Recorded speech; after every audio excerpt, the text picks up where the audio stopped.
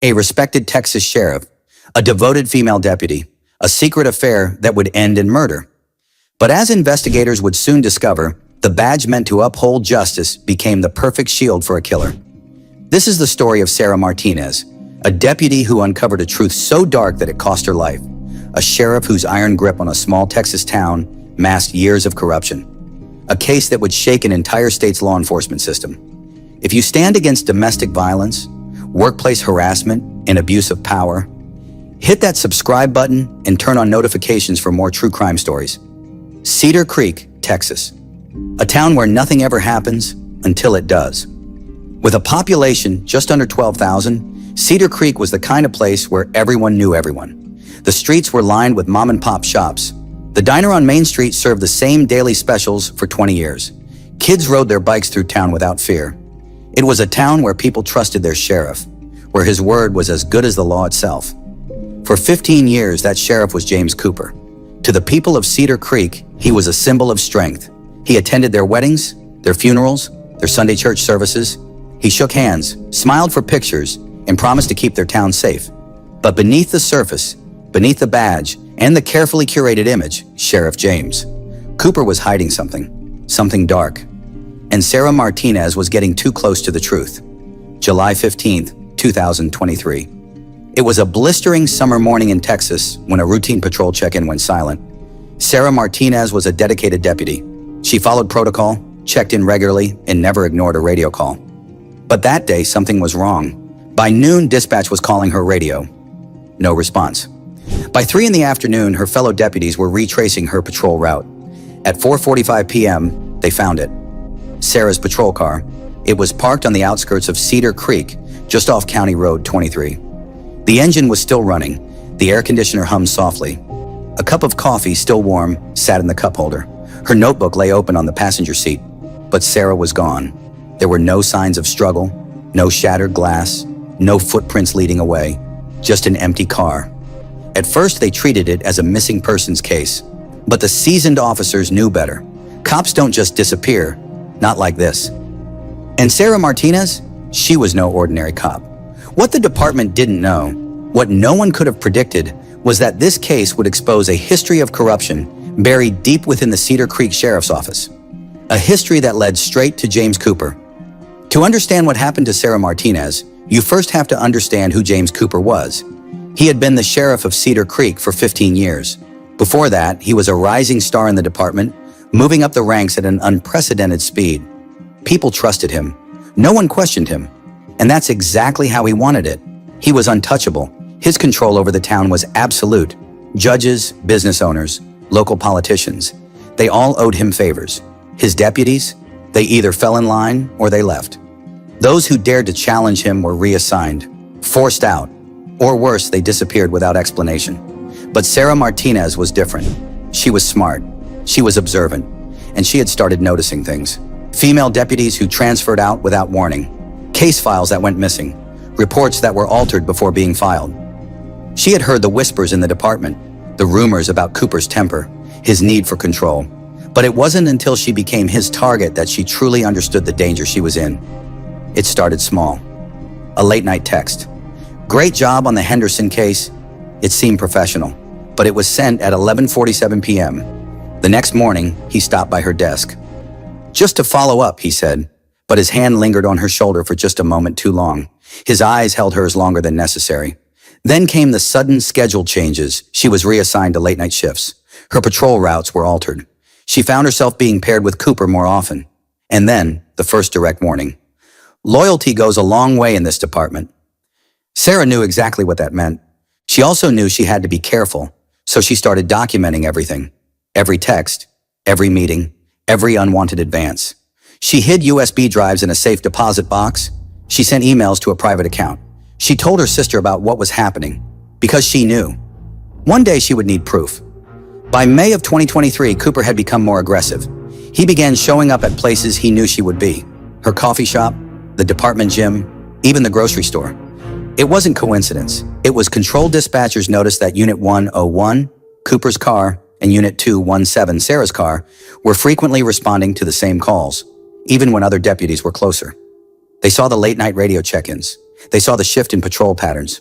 They knew, but no one said a word, because no one dared to challenge Sheriff Cooper. By June, Sarah had become visibly anxious. "She changed," said Deputy Maria Ramirez, who shared patrol duties with her. "She started jumping at shadows, taking different routes home every night. She told me once that being a woman in law enforcement meant always having an escape plan. I thought she was talking about dealing with criminals. Now I know she was talking about one of our own." Sarah knew what was happening, and she knew it was only a matter of time before things escalated. On July 1st, security footage from the county courthouse parking garage captured a confrontation. No audio, just body language. Cooper advancing, Sarah backing away, his finger jabbing at her chest, her hands raised in a defensive posture. The next day, she filed for emergency leave. Cooper denied it, personally. The text messages became more frequent, more demanding. "My office now. Sir, I'm off duty." That wasn't a request. Sarah knew she had to act fast. She made final copies of her evidence. She backed up her recordings. She left an envelope marked insurance documents with her sister. She updated her will. These weren't the actions of someone planning a simple meeting. These were the actions of a woman who understood the danger she faced. July 15th, 2023. Sarah's last day alive.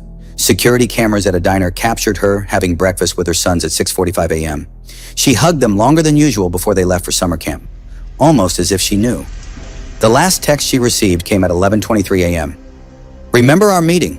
County Road 23, midnight." Her last known location was captured by a farm security camera. She was driving toward County Road 23. Cooper was 17 minutes ahead of her. She went to that meeting armed with a voice recorder. But badges don't stop bullets. And even the most carefully gathered proof means nothing if you're not alive to present it. This was just the beginning. What happened next. Cooper's mistakes, the shocking trial, and the moment he realized his perfect crime was falling apart is coming up next. If you stand for justice, hit that subscribe button and turn on notifications for more true crime stories. At 12:47 a.m., Sheriff James Cooper made the call himself. "Officer down, possible ambush situation, requesting immediate backup." His voice was calm, too calm. Deputies rushed to County Road 23, sirens cutting through the silence of the Texas night. What they found was a scene that didn't feel right. Sarah Martinez's patrol car had been shoved into a ditch, its lights still flashing. Her body lay just a few feet away, a gunshot wound to the chest, another to the head. But something was missing. There were no shell casings, no signs of a struggle, no footprints leading away from the scene. To the untrained eye, it looked like a targeted killing. A deputy gunned down in the line of duty. But to seasoned investigators, it looked staged. Detective Luis Chavez, one of the first on the scene, would later describe the moment he arrived. Everything was too perfect. No blood splatter beyond where she fell, no drag marks, no signs of a fight. It was like someone tried to erase everything. But Cooper had made a mistake. He had forgotten one of the most important rules in law enforcement.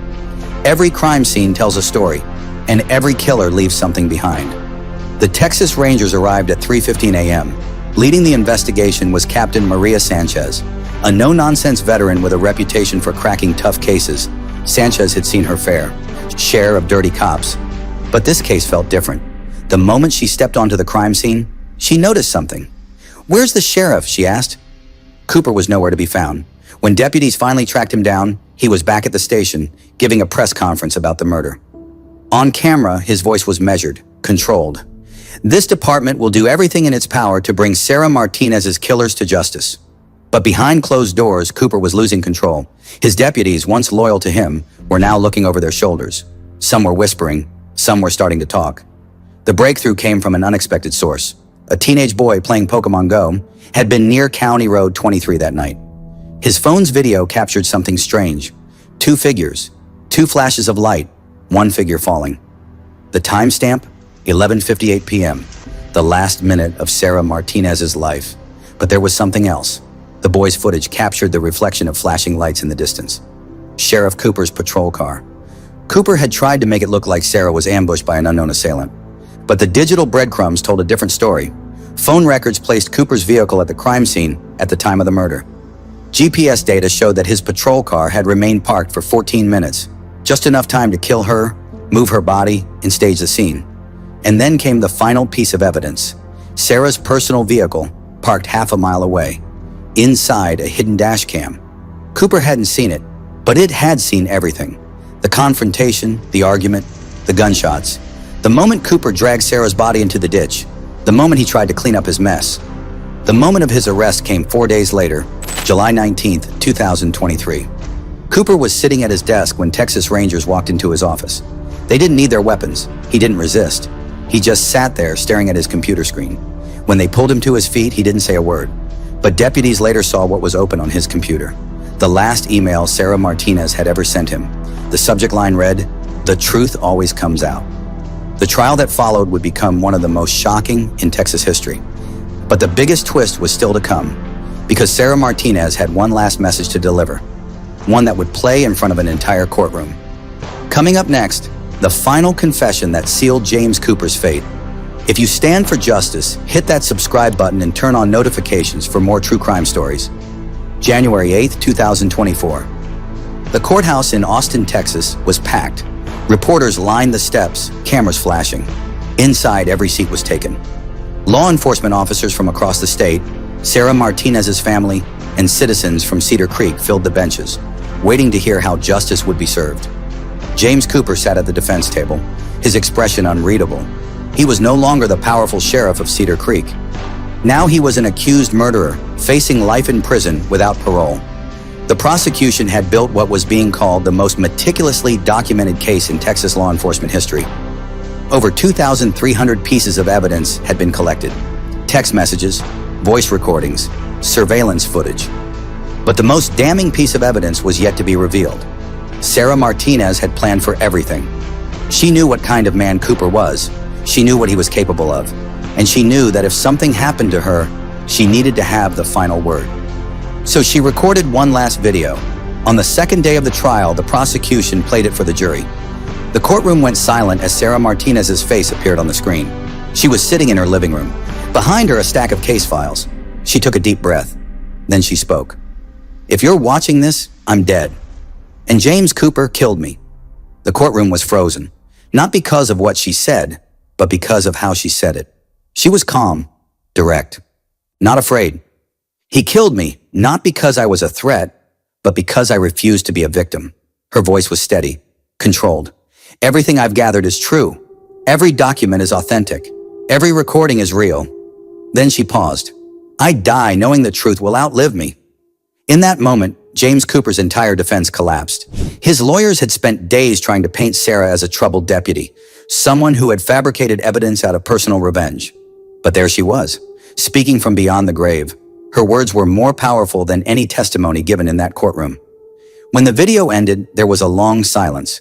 Then Sarah's sister broke down in tears. One of the jurors wiped their eyes. The prosecution rested their case. James Cooper never took the stand. He had nothing left to say. The jury deliberated for only 4 hours. When they returned, the verdict was unanimous. Guilty on all counts. First-degree murder, abuse of power, tampering with evidence, witness intimidation. When the judge read his sentence, there was no emotion on Cooper's face. Life in prison, no possibility of parole. But the moment that truly sealed his fate came afterward. As he was led out of the courtroom, he turned his head, just for a second. His eyes met two faces in the crowd, Sarah Martinez's sons. They wore t-shirts with their mother's badge number printed on the front. For the first time, Cooper showed fear. He wasn't untouchable anymore. But Sarah's case didn't just bring down one corrupt sheriff. It sparked a movement.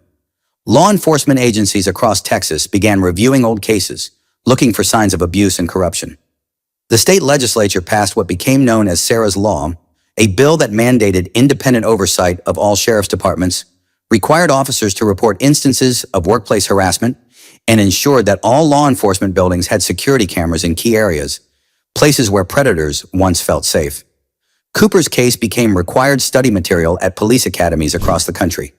At the Cedar Creek Sheriff's Department, new recruits watched Sarah's final video on their first day of training. Her picture now hung in the main hallway with a plaque beneath it that read, "Truth above power." Her name became a symbol of what happens when one person stands up against corruption. The world now knew Sarah Martinez's story, and she had won. Even in death, she had ensured that the truth would live on. If you stand for justice, hit that subscribe button and turn on notifications for more true crime stories.